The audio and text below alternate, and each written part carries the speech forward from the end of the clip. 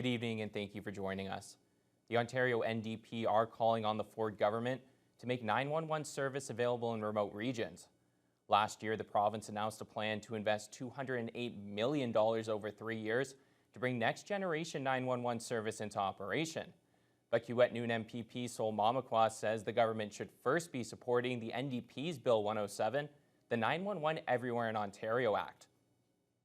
Miigwech Speaker, I'm still waiting for that technology to arrive in Kiiwetinoong. Speaker, it's almost been 5 years since this government received the Chief Coroner's report following 4 deaths linked to a failure of 911 in Northern Ontario. But nothing has changed, Speaker. In Kiiwetinoong, the services for ambulance, the services for fire, the services for police range from minimal to non-existent. You cannot call 911 for services that do not exist. When will this government take real action to ensure everyone in Ontario who calls 911 gets the help that they need? Well, we are acting. That's exactly why we're providing the $208 million supports for municipalities and for regions in the north so that they can begin the transition for next generation 911. When the former government was in power for 15 years, they didn't move the needle. And I have to say, when that party was in power in the early 90s, they didn't realize they had the same issues then with the dialing sequence in some regions that didn't have it. We want every region in Ontario to benefit from the next generation 911. And this technology will allow an unprecedented level of safety. Mr. Speaker, we are not delaying. We are getting the job done. City Council heard a presentation from the Northern Ontario School of Medicine on Monday. While councillors were excited about the future of Nossum University, many focused their questions on how to keep healthcare graduates in the community. Nossum recently announced some significant expansions to their class sizes that would welcome more than 200 students annually by 2028. The school currently has more than 100 graduates practicing in Thunder Bay, though the city still sees shortages in healthcare workers. Nossum President Sarita Verma says it's more important than ever to ensure graduates practice in Thunder Bay, and says it's already a focus for other cities. And make them feel welcome. Some cities that I've worked with in southeastern Ontario would have amazing things that they did with the learners in order to introduce them to their community. They took them on cruises, they bought them, welcome baskets. I mean, you have to court individuals if you want them to come and stay, just like you would forestry, mining, or any other industry. This is the same approach. Verma also says finding housing is a challenge for their students, and partnerships with the city to address this would be beneficial. The Menoyawan Health Centre in Sioux Lookout will be receiving provincial funding for the operation of an MRI scanner at the hospital, but first, they'll need to come up with about $7 million to actually buy and install the machine. Menoyawan serves roughly 30,000 residents across an area bigger than Germany. Right now, patients needing an MRI have to travel to Thunder Bay or Winnipeg. Ontario Health Northwest has committed to funding the operation of an MRI at Menoyawan, but they don't fund capital expenses, leaving the local community to fundraise the estimated $7 million. Sioux Lookout Mayor Doug Lawrence says having an MRI in the hospital will mean more health equity for the region, particularly the First Nations to the north. Sometimes people don't go for an MRI because they can't afford to lay out the upfront money for the travel costs or the hotel, because you get reimbursed after the fact. Sometimes doctors may be reluctant to use an MRI as part of their diagnosis because it's going to take too long to get the results. With the travel and travel time. Some people, I mean, you can imagine, are traveling from north of Sioux Lookout. It's been prescribed north of Sioux Lookout that this should be done. They come through Sioux Lookout to Thunder Bay. This is 2, 3, 5 days of their time to have an MRI. So it's going to be huge. According to Lawrence, travel out of the Sioux Lookout area for MRIs alone costs an estimated $1.5 million a year in northern travel grants and non-insured health benefits. Since 1994, the Sioux Lookout Menoyawan Health Centre Foundation has raised over $5 million. They're now gearing up for a fundraising campaign that could more than double that number. Local businesses along Fort William Road banded together this week to clean up the debris and litter that had accumulated along the street over the long winter. The initiative was organized by Nokiwan Tribal Council staff as part of the month-long Spring Up to Clean Up campaign. More than 40 volunteers from various neighboring businesses came out to help as well. The volunteers started at 9:30 in the morning, and after an hour, they were already able to see a big difference. Nokiwan Environmental Advisor Megan Heinman says, along with doing something good for the environment, the event was also a great way for them to meet their neighbors. Here today we have Bingwi Niashi and Anishinaabe as well as some organizations such as the Moose Hall also here. Also here at Nokiwan, we're very happy with our environmental stewardship. As such today, we're also including a no plastic water bottle day for Nokiwan. It's 2023, and I think we really need to take a stop and look around and notice that we need to take better care of the land.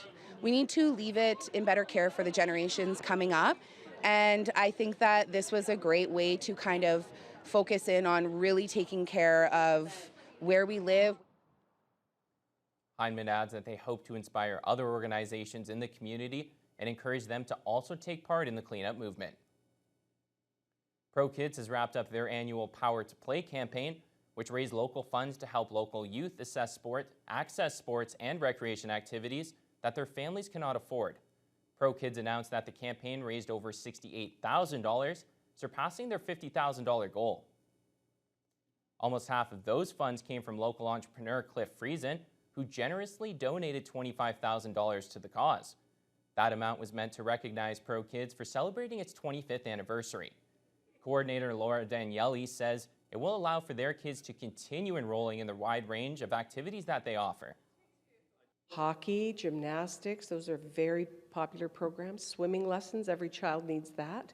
There are art programs, there are performing arts programs, so singing and dancing and all that kind of stuff. So it's everything from sports to arts and culture to leadership, like Brownies and Scouts and those kinds of programs. So we put kids in everything. I can see when young people have those opportunities, they personally have growth. And you have to remember they are our future. So when they have those experiences and they learn to play as a team and never give up, it's phenomenal what you see happen then in a community like ours. The funds will allow for 60 additional youth to play hockey and for 170 to enroll in gymnastics. Community members and classrooms of students gathered at Fort William First Nation this past week for a 4-day hide tanning event, where a group of knowledge keepers and elders passed on their traditional practices. The many steps involved in the process are labor-intensive and traditionally involves a large portion of the community, as many hands make shorter work. Parents and students that we spoke to were appreciating the chance to enjoy the experience with their neighbors, friends, and family while taking in everything offered during the 4-day workshop. Pretty sure I'm just getting off the membrane off this, so this will be good over at like the polishing solution for it. We did a field trip earlier that we were actually skinning the hide. It feels actually really good to be out in the sun doing this. And there's a lot of folks that have been popping by and are sharing their knowledge and their stories of what they remember growing up. So it's been really cool to be part and listen to the elders come and share. I brought my children here. We've been here, this is our 4th day. The camp's been on for 4 days, and I thought it was really important that we take a break from school to come out and learn this very important craft that needs to be enjoyed and shared in person. The organizers even gave our reporter Carl Langdon the opportunity to learn about a number of different hide tanning techniques, all of which have been polished to perfection over generations of communal sharing. The city of Thunder Bay flexed its title as the martial arts capital of Canada this weekend with plenty of training and friendship at the 2023 Martial Arts and Health Expo. The multi-day event featured seminars and workshops from martial artists of various backgrounds and styles. Jessica Clement reports.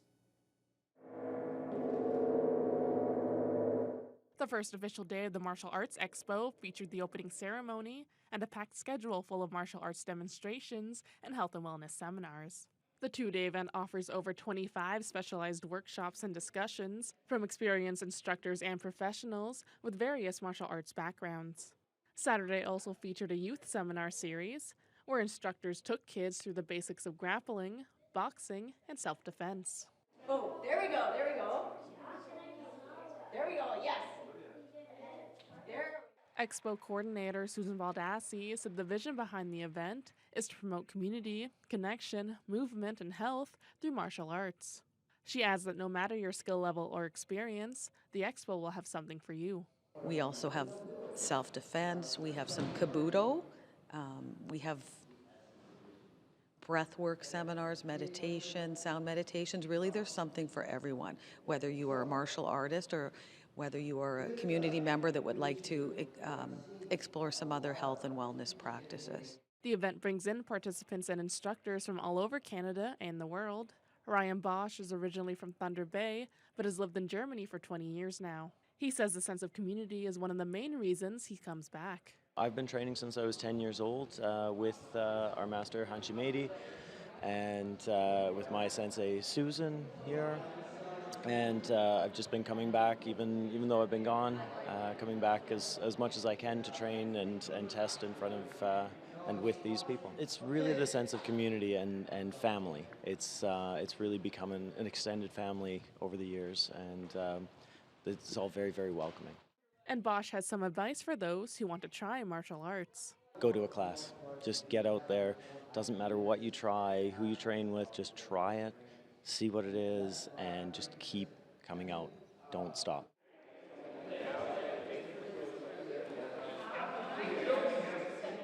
The expo continues on Sunday from 9 to 3 p.m., and residents are encouraged to join in or spectate. Jessica Clement, TBT News.